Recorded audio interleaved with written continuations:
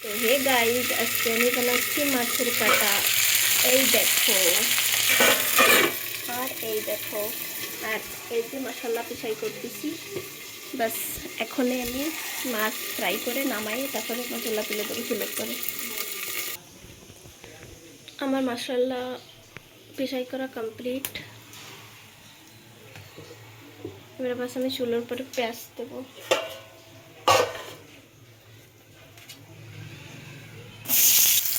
পেঁয়াজ দিয়ে ভালো করে ভাজি নেবো।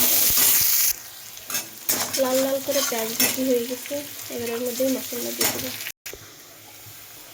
এই যে মশলা কমপ্লিট।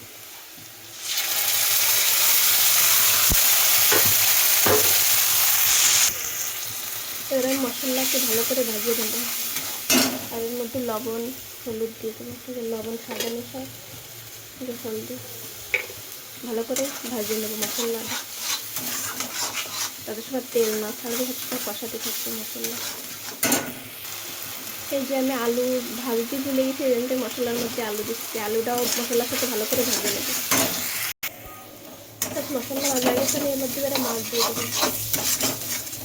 মাছ দিয়ে ভালো করে কষাই নেবো। এবার মাছ দিয়ে দিচ্ছি,